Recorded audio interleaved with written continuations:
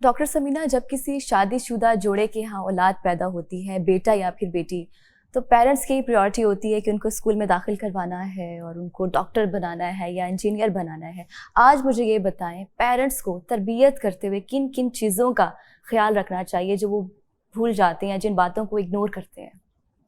बेटे, आपने ये बहुत पर्टिनेंट क्वेश्चन किया है और ये वक्त की ज़रूरत है, लेकिन मैं इससे थोड़ा सा पीछे जाऊंगी। मैं लड़के और लड़कियों दोनों को ये एडवाइस करूंगी कि जब वो शादी करने की उम्र को पहुंचते हैं तो अपने बच्चों को जहन में रखते हुए अपना साथी सिलेक्ट करें।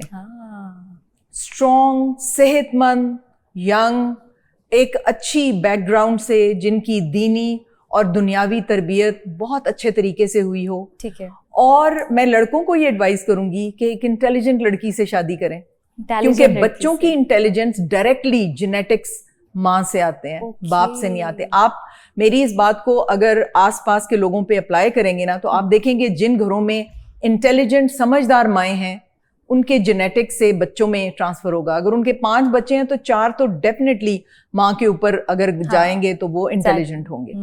तो जिनकी माएँ थोड़ा सा लो IQ की हैं, आप देखिएगा कि उनके बच्चे भी वैसे ही होंगे। तो इफ यू वांट कि आप your children should have a high IQ, search a girl with high IQ। ठीक है। तो ये साइंटिफिकली प्रूवन है कि माँ से इंटेलिजेंस जाती है। दूसरी बात, जब बच्चियां अपना साथी ढूंढें तो वो देखें यही बातें उसमें करें, और ये जहन में रखें कि हमारे जो आगे से पौध होगी, जो हमारे बच्चे होंगे, मेरा हस्बैंड कैसा होना चाहिए, उसमें से क्या क्वालिटीज मेरे बच्चों में आनी चाहिए। तो पेरेंटिंग तो अपना साथी ढूंढने से ही शुरू हो जाती है। उसके बाद when you are getting married, तो बच्चे को भी चाहिए कि अपनी न्यूट्रिशनल, हम सिर्फ बच्चियों की न्यूट्रिशन की बात करते हैं, लेकिन बच्चों के न्यूट्रिशन की भी बहुत ज़रूरत है। और आज मैं आपको, आज सुबह सुबह एक रिसर्च, मैंने अमेरिकन रिसर्च पढ़ी कि उसमें ये बताया है कि अगर बच्ची आयरन की डेफिशिएंसी से बच्चे पैदा करेगी तो उसका बेटा बनता बनता बेटी बन जाएगा। जो ट्रांसफॉर्मेशन होती है ना, अब आप ये देखें कि अर्ली वीक्स में जब बच्चा डेवलप हो रहा होता है तो उसके जो एक्सटर्नल ऑर्गन्स हैं, जो सेक्सुअल ऑर्गन्स हैं, वो एक ही तरह के होते हैं। चंद हफ्ते के बाद वो बेटा या बेटी में ट्रांसफॉर्म होते हैं, उसमें कुछ चेंजेस आती हैं। अगर माँ आयरन में डेफिशिएंट होगी तो वो, हालांकि उसके पास वो सब कुछ है बेटा बनने के लिए, लेकिन वो बेटी में ट्रांसफॉर्म हो जाएगा। कोई जीन्स की चेंजेस आयरन डेफिशिएंसी से हो जाती हैं। ये आज सुबह सुबह मैंने रिसर्च पढ़ी और मैं काफी देर बैठ के उसको सोचती रही कि पाकिस्तान के लोग, जब मैं मीडिया में बताऊंगी तो पाकिस्तान के लोग अब अपनी बच्चियों को कम से कम आयरन डेफिशिएंट नहीं होने देंगे। आयरन डेफिशिएंसी खत्म हो जाएगी हमारे मुल्क में।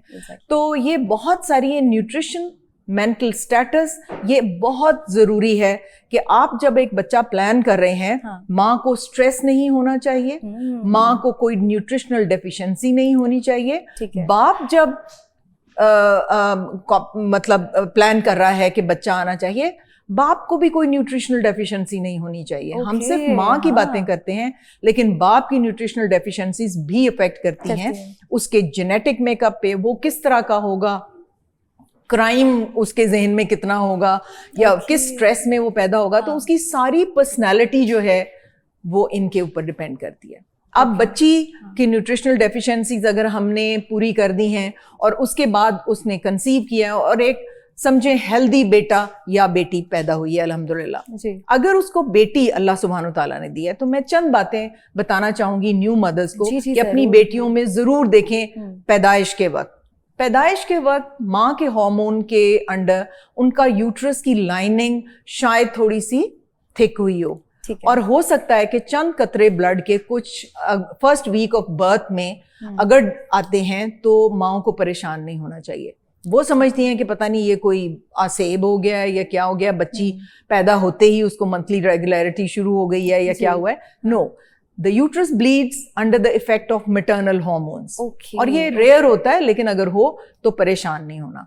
फिर उसके बाद न्यूबॉर्न बच्ची के ब्रेस्ट जो हैं उनमें शायद एक डिस्क बनी हो माँ के हार्मोन के अंडर। ठीक है। कुछ बच्चियों का मिल्क सिक्रीट होता है 10-15 दिन बर्थ के बाद, तो जब वो हार्मोन्स निकल जाते हैं बॉडी से, हाँ। स्क्रीट हो जाते हैं, इसलिए होता है कि बच्चे का अभी लिवर डेवलप नहीं होता, वो सारे हार्मोन लिवर ने मेटाबलाइज करने हैं।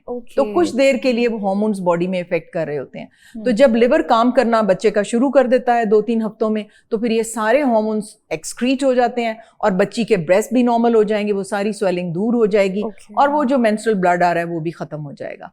तो इसलिए ये बातें बच्ची को बताना बहुत जरूरी है कि ये बातें, और फिर सबसे पहले जब वो अपनी बच्ची को गोद में ले तो उसको टटोल के हर चीज उसकी देखे, स्पेशली द प्राइवेट पार्ट्स। उसमें कई दफा ऐसे होता है कि कैनलाइजेशन नहीं हुई होती, उसी वक्त डॉक्टर के पास जाएं और वो एक सिंपल प्रोसीजर से वो आपको देख के बताएगा कि क्या ये स्किन की सिर्फ क्लोजर है और अंदर सब कुछ ठीक है, या ये ऊपर तक क्लोज्ड है। अच्छा डॉक्टर, तो ये कैनलाइजेशन क्या है, इसको थोड़ा सा डिफाइन कर दो। डेवलपमेंट जब बच्चे की हो रही होती है तो जितने भी ये हमारे ऑरिफिसेस हैं, जैसे नाक का है, मुंह का है, कान का है, पहले एक पूरा एक सॉलिड होता है, फिर ये सारे ऑरिफिसेस डेवलप होते हैं। ठीक तो कई दफा उनके पखाने का रास्ता बंद होता है। अब ये पता चलाना बहुत जरूरी है कि ये आखिर में ही थोड़ा सा बंद है या ऊपर तक कुछ इंचेस ये बंद है। ठीक है, और फिर दूसरे जो पैसेजेस हैं, यूरिन का है, विजाइनल है, वो सारा, तो वो ये देखने की जरूरत है। तो माँ को ये सारी चीजें पता होनी चाहिए। और अगर घर में बर्थ है, वैसे तो हम कहते हैं कि फर्स्ट डिलीवरी हमेशा हॉस्पिटल में होनी चाहिए, वहां पे पीडियाट्रिशियन देख के बता देगा कि बच्चे को CHD है कि नहीं। एक CHD जो है ये न्यू बॉर्न बच्ची का जरूर देखना चाहिए।